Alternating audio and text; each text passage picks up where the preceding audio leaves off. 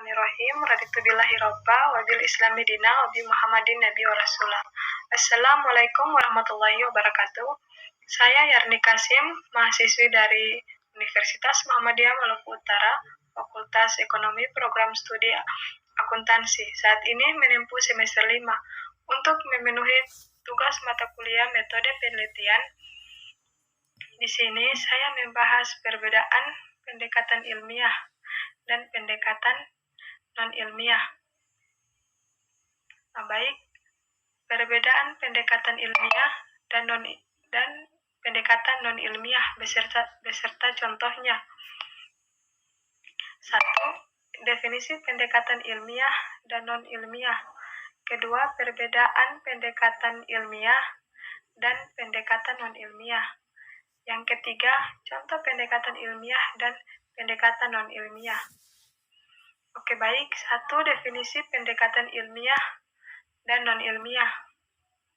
Pendekatan ilmiah adalah pendekatan disipliner dan pendekatan ilmu pengetahuan yang mana fungsional terhadap masalah tertentu. Pendekatan ilmiah wujudnya adalah metode ilmiah. Baik, selanjutnya pendekatan non-ilmiah. Pendekatan non-ilmiah adalah kegiatan manusia dalam usaha mencari ilmu pengetahuan dan mencari kebenaran, terutama sebelum diketemukannya metode ilmiah dilakukan berbagai cara. Di antaranya ialah penemuan ilmu pengetahuan secara kebetulan menggunakan akal sehat. Baik, menggunakan akal sehat, menggunakan intuisi melalui wahyu, melalui usaha coba-coba, dan lain sebagainya. Kedua, perbedaan pendekatan ilmiah dan pendekatan non-ilmiah. Selanjutnya, pendekatan ilmiah.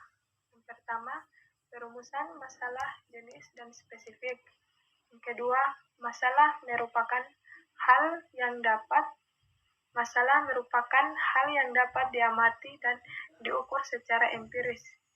Yang ketiga, jawaban permasalahan didasarkan pada data, proses pengumpulan dan analisa data, serta pengambilan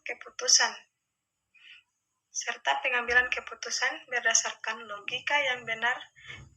Keempat, kesimpulan yang didapat siap atau terbuka untuk diuji oleh orang lain.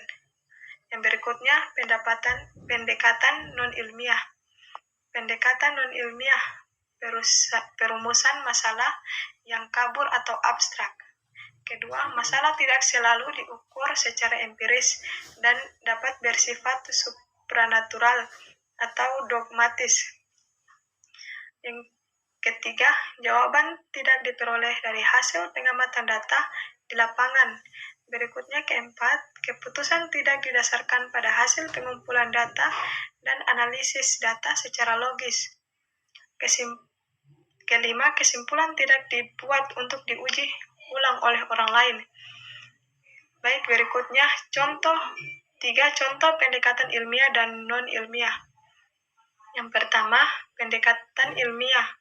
Contoh pendekatan ilmiah yaitu Randy akan mencari fakta di lapangan tentang apa yang dia makan. Selanjutnya, Randy bisa memeriksakan diri ke dokter, puskesmas, atau bahkan mengecek ke laboratorium. Yang kedua, melakukan pengobatan medis dengan membeli dan meminum pil obat sirup yang diberikan ketika ia mengalami keracunan makanan. Yang berikutnya, pendekatan non-ilmiah. Contohnya, Randy akan pergi ke dukun atau orang pintar untuk melakukan penyembuhan. Kemudian, ternyata Randy mengalami dan terkena guna-guna dari orang lain atau musuhnya pada saat ke dukun. Baik, itulah hasil tugas saya. Baik, itulah hasil tugas saya. Lebih dan kurangnya saya mohon maaf. Billahi fisabilil haq fastabiqul khairat. Wassalamualaikum.